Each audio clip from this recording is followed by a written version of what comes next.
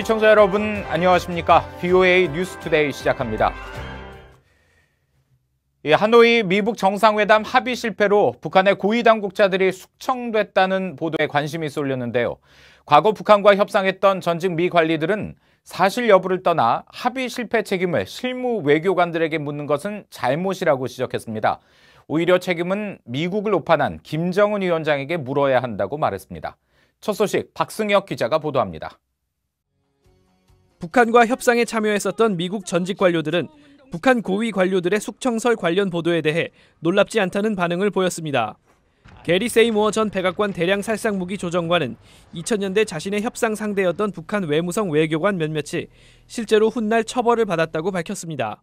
Some of the people I dealt with later on ended up going to, re-education camps, like Han Sung-rol, and there was a guy named Lee Gun. 다만 그런 얘기는 미국과의 협상 직후가 아니라 한참 뒤의 일이며 처형당했다는 경우는 들어보지 못했다고 밝혔습니다. 육자회담 수석 대표였던 크리스토퍼 힐 전 국무부 차관보는 처형설을 확실히 알 수는 없지만 김영철 노동당 부위원장 등의 행적은 분명 묘연해졌다고 말했습니다. 그러면서 북한이 하노이 회담의 실패를 외교관들에게 떠넘기는 것 같다며 진짜 책임은 김정은 위원장에게 있다고 지적했습니다. If the U.S. did not want to engage on the Young Beyond offer, it's not the fault of the negotiators if the offer is not palatable to the U.S. side. 마크 피츠패트릭 전 국무부 비확산 담당 부차관보는 보도의 사실 여부를 떠나 미국 협상단은 이런 일로 영향을 받아서는 안 된다고 말했습니다. The United States negotiators have to continue to put the best interests of their country ahead of any personal considerations. You don't make concessions because you have befriended the counterpart. 전직 관료들은 하노이 미북 정상회담의 실패 원인은 북한의 최종 결정권자에게 있다는 점을 강조했습니다. 김 위원장은 모든 결정을 내린 책임자이며 휘하 관료들은 그의 명령에 따랐을 뿐이란 것입니다. VOA 뉴스 박승혁입니다. 한편 독일을 방문 중인 마이크 폼페오 국무장관은 독일 외무장관과 공동 기자회견에서 김혁철 처형 보도와 관련한 질문에 해당 보도를 알고 있으며 사실 확인을 위해 최선을 다하고 있다고 말했습니다. 백악관은 북한이 하노이 미북 정상회담 합의 결렬의 책임을 물어 외교 당국자를 처형했다는 한국 언론 보도와 관련해 신중한 입장을 나타냈습니다. 세라 샌더스 백악관 대변인은 기자들과 만나 정보 사안에는 언급하지 않을 것이라며 상황을 주시하고 있다고 말했습니다. 그동안 인권 침해 등의 논란이 끊이질 않았던 북한의 대집단체조 공연이 이달부터 다시 시작됩니다. 해외에서는 북한 여행의 관광 상품으로 홍보되고 있습니다만 어린아이들이 공연 연습에 강제 동원돼 착취당하고 있다며 관람을 중단해야 한다는 지적도 나왔습니다. 김영권 기자가 보도합니다. 북한관영 노동신문은 지난 26일 새롭게 단장한 대집단체조와 예술공연 인민의 나라를 6월부터 10월 중순까지 진행한다고 보도했습니다. 북한 전문 해외여행사들도 10만 명 이상이 동원된 놀랍고 신명나는 집단체조국이 돌아왔다며 적극 홍보하고 있습니다. 관람료로는 귀빈석이 800유로, 미화 893달러, 1, 2, 3등석은 각각 500, 300, 100유로에 판매하고 있습니다. 이런 북한 정부와 여행사들의 홍보에 대해 국제인권단체들과 탈북민들은 어린이들을 강제로 동원해 혹독하게 연습시키는 건 국제법 위반이라며 강하게 비판하고 있습니다. 집단체조를 이렇게 홍보함으로써 외국인 관광객을 유치해 많은 외화를 벌어들이고 그리고 또한 체제 선전까지 제대로 할 수 있는 또 하나의 기회라고 볼 수 있습니다. 그러한 행사를 준비하기 위해 너무나 많은 고생하는 북한의 아이들입니다. 실제로 유엔 북한인권조사위원회는 최종 보고서에서 1년 내내 가혹한 연습과 체벌까지 하는 대집단 체조는 북한이 비준한 유엔 아동권리협약의 위반이라고 명시하고 있습니다. 여러 유엔 회원국들도 지난 9일 북한에 대한 보편적 정례 검토에서 어린이 강제 노동의 우려를 나타내며 북한 정부의 아동권리협약 이행을 촉구했었습니다. 태영호 전 영국 주재 북한 공사는 지난주 노르웨이 오슬로 자유포럼에 참석해 집단체조 공연은 아동 착취라며 유럽인들이 이런 비인간적인 공연 관람을 중단해야 한다고 촉구했습니다. 북한 교원 출신으로 미국에 사는 탈북난민 레베카 씨 역시 북한의 행태를 비난하며 외국인들이 집단 체제를 관람하지 말라고 촉구했습니다. 올라가는 것 자체가 저는 잘못됐다고 생각합니다.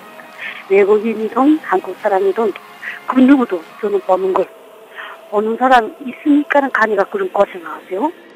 레베카 씨 등 탈북민들은 자유와 인권을 중시하는 서방 세계 국민들이 북한 정부에 돈을 주고 집단 체조 공연을 보는 건 인간의 양심을 저버리는 것이라고 강조했습니다. VA 뉴스 김영걸입니다. 북한을 오랫동안 취재해온 기자들은 김정은 위원장 집권 이후 주목할 만한 변화로 평양의 건물 등 외관 변화를 꼽았습니다. 하지만 현지 취재 환경은 전혀 개선되지 않았고 북한 당국은 외신 기자들까지 분열시키려 했다고 지적했습니다.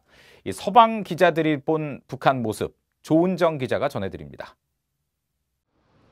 2005년부터 북한을 10여 차례 방문했던 워싱턴 포스트의 애나 파이필드 지국장은 김정은 위원장 집권 이후 지방과 달리 평양은 화려하게 변한 것이 가장 눈에 띈다고 말했습니다. 평양을 미국 맨해튼에 빗대 평해튼이라고 표현했습니다.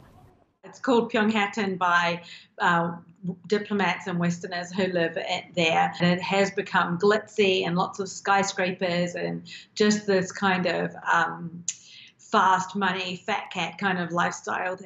파이필드 지국장은 그러나 기자의 현지 취재에 북한은 전혀 변하지 않았다고 지적했습니다.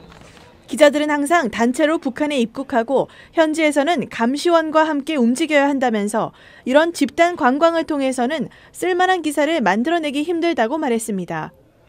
최근 김정은 위원장에 대한 책을 출간한 파이필드는 따라서 외부에서 추가 취재를 통해 북한이라는 퍼즐을 맞춰야 한다고 강조했습니다.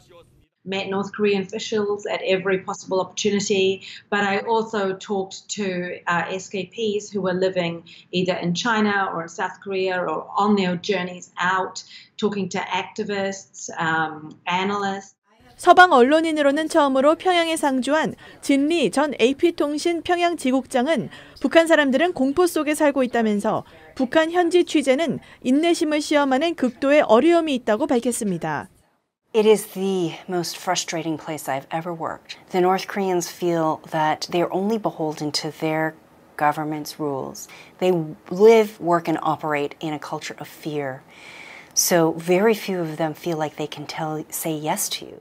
리 전 지국장은 북한 정부가 취재와 관련해 일부한테만 특혜를 주면서 평양 상주 외신 기자들도 분열시키려고 했다고 밝혔습니다. 그러면서 외신 기자들이 북한 당국에 끊임없이 취재 접근성을 높여달라는 일치된 요구가 필요하다고 강조했습니다. VOA 뉴스 조은정입니다.